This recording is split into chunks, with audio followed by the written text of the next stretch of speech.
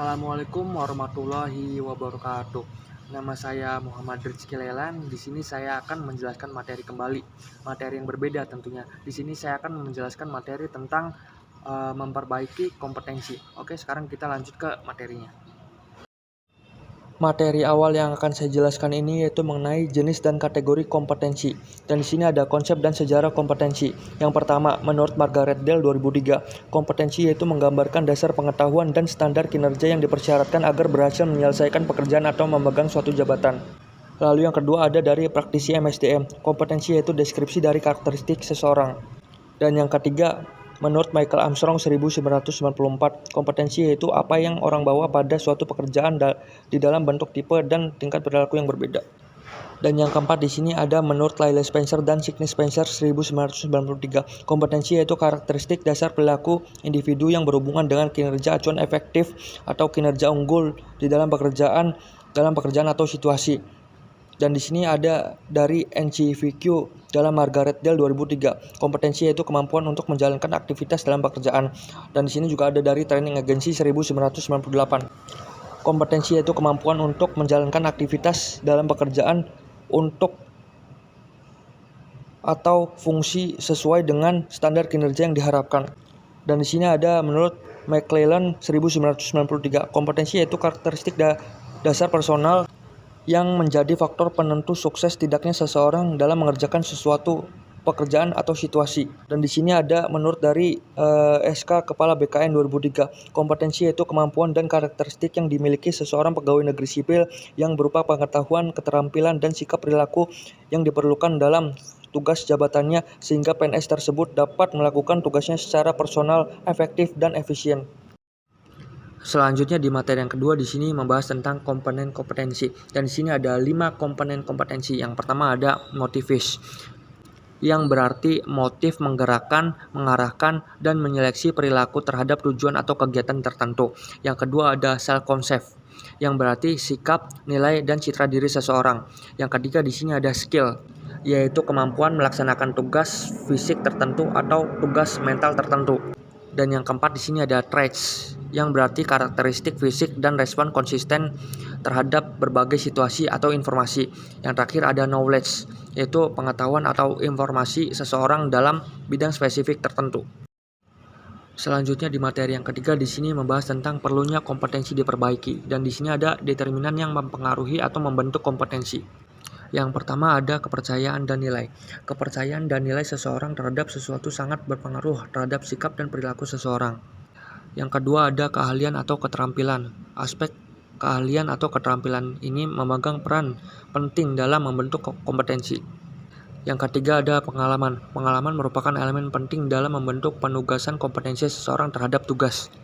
Dan yang keempat di sini ada karakteristik personal. Karakteristik kepribadian seseorang turut berpengaruh terhadap kompetensi seseorang. Dan yang kelima di sini ada motivasi. Motivasi seseorang terhadap suatu pekerjaan atau aktivitas berpengaruh terhadap hasil yang dicapai. Yang keenam di sini ada isu emosional. Hambatan dan blok emosional sering membatasi penugasan kompetensi. Dan yang terakhir di sini ada kapasitas intelektual. Kapasitas intelektual seseorang akan berpengaruh terhadap penugasan kompetensi. Selanjutnya di slide yang keempat di sini membahas tentang tingkat perbaikan kompetensi. Yang pertama ada mudah diperbaiki, yang meliputi mengembangkan orang lain, efisiensi produk, kerja tim, keahlian teknis, orientasi pelayanan, serta mengelola kinerja. Yang kedua ada agak sulit diperbaiki, yang meliputi orientasi hasil, kualitas keputusan, pengaruh, penyelesaian konflik, pemikiran, analisis, kecerdasan organisasional. Yang ketiga ada sulit diperbaiki, yang meliputi inisiatif, inovasi, integritas, dan kejujuran, pengelolaan tekanan, kejiwaan, pemikiran, konseptualitas, serta fleksibilitas. Selanjutnya di slide yang kelima di sini membahas tentang perbedaan kompetensi dan konsep lain. Dan di sini ada kompetens, yang merujuk pada pendekatan perilaku tertentu dijadikan parameter untuk mampu melaksanakan pekerjaan secara efektif, berhasil, dan unggul. Yang pertama di sini ada komponen kompetensi. Komponen kompetensi terdiri dari dorongan sifat, citra diri, peran sosial, dan kemampuan. Menurut Boy Aziz 1982. Dan yang kedua di sini ada pemahaman kompetensi. Dalam hal pemahaman kompetensi perlu dijadikan pengertian tentang pengetahuan, keterampilan, kemampuan, dan bakat untuk mengetahui sejauh mana perbedaan atau kesamaan dari konsep tersebut menurut Spencer 1993. Dan yang ketiga di sini ada pengetahuan seseorang. Pengetahuan yang dimiliki seseorang bisa dikategorikan ke dalam dua jenis, yaitu pengetahuan yang disadari, pengetahuan yang disadari, dan pengetahuan yang tidak dapat disadari menurut Dell 2003. Dan yang keempat di sini keterampilan perilaku. Keterampilan perilaku yang terkait tugas bisa dikuasai melalui latihan dan bantuan orang lain. Dan yang terakhir di sini ada keterampilan perilaku. Perilaku merupakan fungsi dan faktor kepribadian individu dan faktor lingkungan. Sikap dibentuk dari kombinasi pengalaman, kondisi sosial atau lingkungan, serta kepribadian. Dan di slide yang ke-6 di sini membahas tentang metode penelitian kompetensi. Dan sini ada alternatif untuk desain kompetensi. Yang pertama, desain studi terbaik atau klasik dengan menggunakan sampel. Yang kedua, desain studi pendek dengan panel ahli. Yang ketiga, studi terhadap pemegang jabatan dan pekerjaan di masa depan. Selanjutnya di slide yang ke-7 di sini membahas tentang rancangan studi. Rancangan studi merupakan model terbaik kompetensi dengan menggunakan sampel yang terdiri dari 6 tahap. Yang pertama, menetapkan kriteria kinerja efektif. Yang kedua, mengidentifikasi kriteria sampel. Yang ketiga, mengumpulkan data. Yang keempat, analisis data dan pengembangan model kompetensi. Yang kelima, validasi model kompetensi. Yang terakhir di sini ada mempersiapkan penerapan model kompetensi. Selanjutnya di slide yang 8 di sini membahas tahapan untuk merancang studi kompetensi. Yang pertama ada menetapkan kriteria, yaitu menetapkan ukuran atau kriteria untuk menetapkan kinerja unggul efektif dalam pekerjaan yang akan dipelajari. Yang kedua ada mengidentifikasi kriteria sampel, yaitu kriteria efektivitas kinerja yang dikembangkan dalam tahap 1 yang digunakan untuk mengidentifikasi kinerja unggul dan rata-rata. Yang ketiga di sini ada metode pengumpulan data bervariasi, yaitu terdapat 6 metode, yaitu Bell, panel ahli, survei, database model kompetensi, sistem ahli, analisis jabatan, dan observasi langsung. Lalu yang keempat di sini ada analisis data dan pengembangan model. Pada tahap ini, data dan seluruh sumber dianalisis untuk mengidentifikasi kompetensi, kepribadian, dan keahlian yang dimiliki pekerja.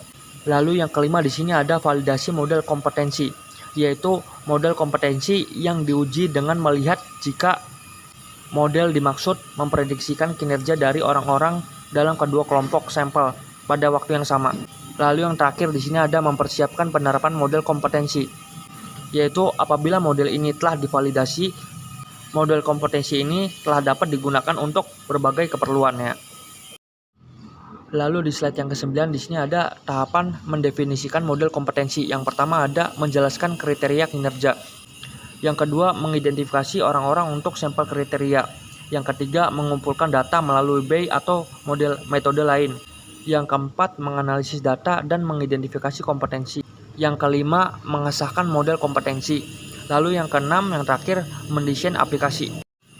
Selanjutnya di slide yang terakhir di sini membahas tentang dimensi kompetensi. Beberapa ahli membagi kompetensi dalam klaster atau gugus dan dimensi seperti menurut Boyajian dalam Williams 2002. Yang pertama ada kemampuan manajemen dan tindakan, meliputi dimensi efisiensi, perencanaan, inisiatif, perhatian pada hal rinci, kontrol diri, serta fleksibilitas.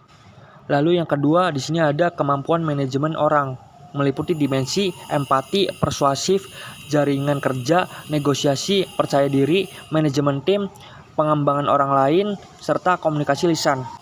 Lalu yang ketiga di sini ada kemampuan logika analitis, meliputi dimensi menggunakan konsep, pengakuan pola, pengembangan teori, penggunaan teknologi, analisis kuantitatif, objektivitas sosial, serta komunikasi tertulis.